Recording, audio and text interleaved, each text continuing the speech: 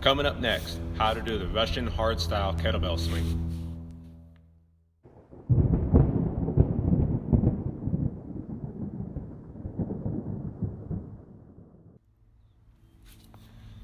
Hardstyle Russian kettlebell swing. What is that? That's a kettlebell swing where it's characterized by a strong hip snap and letting the kettlebell come up to approximately chest height and then back down. There are other types of swing, such as the American swing, or also known as the CrossFit swing, where the hands go above head, but today I'm going to show you this particular style because it's safest for your shoulders and it's easiest to learn. So one thing I do want you to remember whenever you're practicing kettlebell swings or any movement with kettlebells that involves some sort of a swinging movement, don't swing the kettlebell towards people and don't try and contend with the space of the kettlebell. In other words, if you begin to lose the kettlebell, let it go. Make sure that you always try and practice the swings or do the swings somewhere where you don't mind the kettlebell landing or falling on the ground. We'd much rather have a story about you chipping the floor of the bay with a kettlebell by dropping it than having a story of the one time you threw your back out trying to catch that 24 kilogram kettlebell during a swing. So with those things in mind, let's get started. Okay, so we need to remember that in a hard style kettlebell swing, it's characterized by hip hinge movement, not a squatting movement. And that would be one of the faults that I see most often with a kettlebell hardstyle swing. Some folks might think that they are doing a regular swing, but really they're kind of doing like the squat swing. And we want to characterize this movement by hip hinge movement, such as what we've learned for doing deadlifts or a Romanian deadlift that has a minimal bend in the knee. So we want to make sure that we remember when we do these swings, we're looking to reach back, not down with our hips. This is a posterior chain building movement from your traps all the way down through your hamstrings. So we want to remember that we're always hinging back, minimizing the squat or the bend in the knees to minimize the squat stance, and then snapping back up. So what can we do to make sure that we have a good movement is to think about trying to reach for the wall behind us as far as we can before falling over. So this is the first movement we need to understand for the kettlebell swing, is to reach back. The next movement we need to understand for our lower body is to snap. Think of almost jumping through your heels. We want to jump through our heels, squeeze our glutes, and then squeeze our core. If we do those two things, that'll prevent us from hyperextending in the front, reducing the chance of a lower back injury from overextending, hyperextending into our low back region here, or this excessive flexion here in the lower back. So we want to make sure we reach back as far as we can, and when we come back up, we're squeezing, pulling through our heels, standing straight up, and embracing our core as if we were going to be doing a plank in the midair, or bracing ourselves for a punch in the stomach. That way we brace ourselves, that prevents us from hyperextending our hips, and that helps protect us. Something else we need to remember when we're in the swinging motion with our arms. This is not an arm lifting movement. We are not trying to take a kettlebell and then lift it with our arms. We're letting the weight of the bell and the momentum swing the arms up to whatever height they end up at. And then as it comes down, that's where we activate our lats to bring the kettlebell back between our legs to start the next swing. In order to protect our shoulders, we want to make sure that we don't extend and roll our shoulders forward, but we want to stand strong and proud and keep our shoulders back. We can work on that by thinking about pinching a piece of paper behind our armpits here.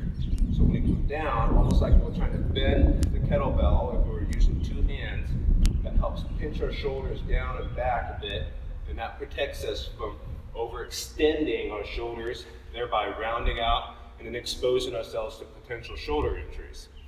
If we keep those things in mind, we'll minimize any chances of any injuries for this. So to get started, our setup, we'll have a bell in front of us. We'll take a small step back. Shoulders are going to be shoulder width, or feet will be shoulder width apart or slightly wider. we're going to push our hips back and reach for the bell. Now you will see I have to extend here to reach for it due to obviously my height, but that's just for the first setup. After that, we're going to tack our shoulders back once we go into the swing. The first movement is called the hike.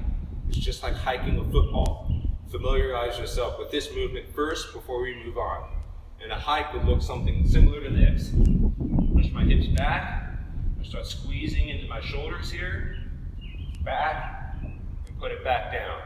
We just hike it as if we're trying to throw the kettlebell behind us. And that's all we're doing, is getting used to that movement. We try to keep our hips back the best we can.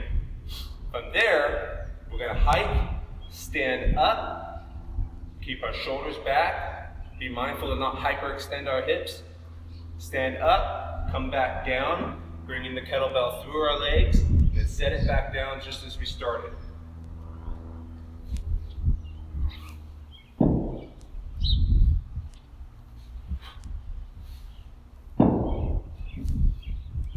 One thing I want to talk about here is our breathing pattern.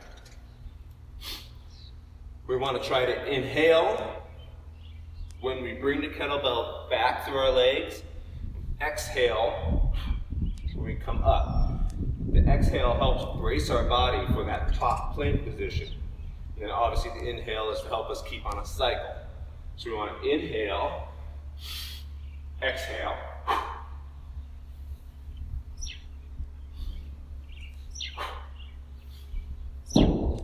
So once you get that motion going, we're ready to do continuous swings. We want to be mindful that when we bring the kettlebell down between our legs, we're inhaling, but we're pushing our hips back, not squatting down. There will be a bend in your knees, but we want to push back and then extend straight up.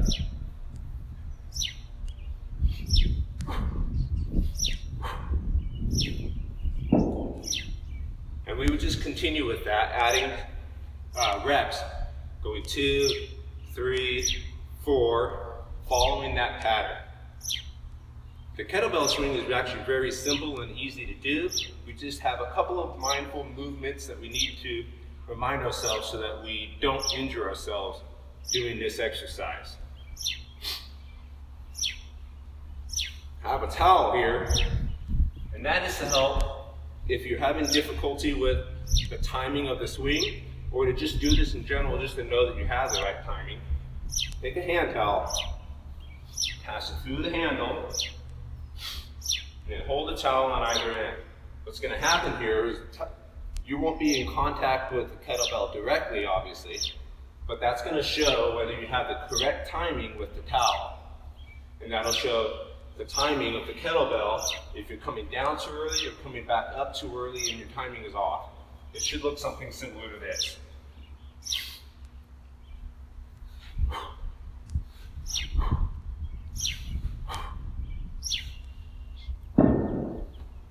You notice that the kettlebell stayed smooth and in line with the towel the whole time.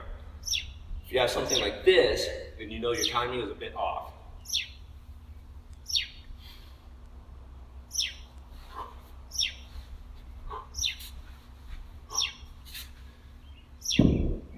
So you saw there that the kettlebell was swinging around on the towel, and that's not what we want.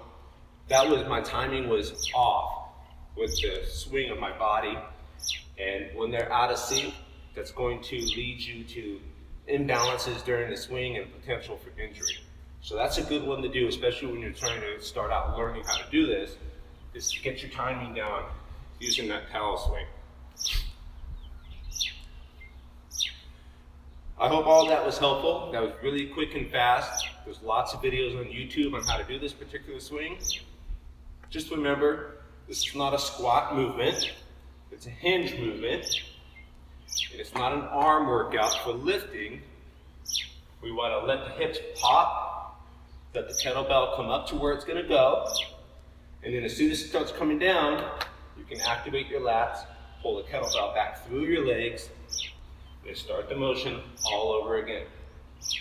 I hope this is helpful for you, and keep your eyes open for another kettlebell video later on for some other movements. Okay guys, a couple of things I didn't mention during the video that I wanted to make sure I touched on. One was footwear. In this video I was wearing socks.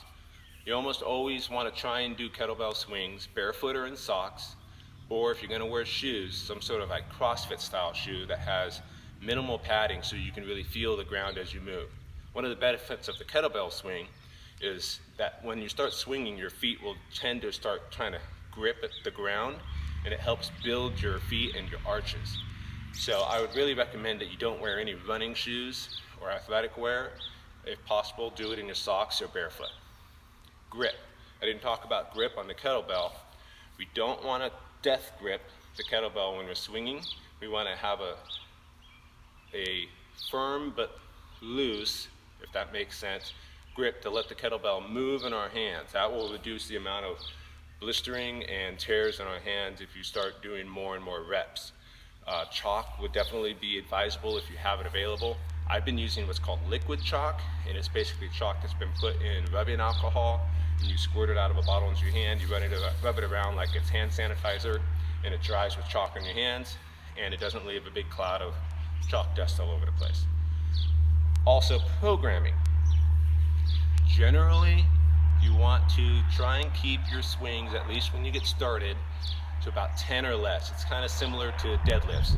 We don't want to do high rep sets on a deadlift until you have really familiarized yourself with the movement and you've built all of the musculature in your hips and your back and all that to accommodate the movement. Same thing with the swing. We want to make sure that we build our lower back and our hip structure and our shoulder structure before we start moving into higher rep stuff. This is a aerobic conditioning type movement that's very muscular endurance based because you have the weight. All the stations should have a 16 kilogram bell. I would recommend starting with that until you're familiar with the movement, and then you can start moving into 24 kilogram bells, and I believe all the stations should have one of those as well. I would recommend maybe 10 sets of 10 or 5 sets of 10 reps, taking a break as long as needed to start, and then you can work into every minute on the minute. You can do that as a finisher, a warm-up, a main workout, lots of different ways to do it. If you have any questions, get a hold of me. I can give you some other programming ideas, and obviously if you have any needs for assistance on working on the swing and making sure that you're doing it right, you can take a video of yourself, send it to me, or if we can make arrangements, I'll come out to the station and help you out. All right, I hope this was helpful, and enjoy.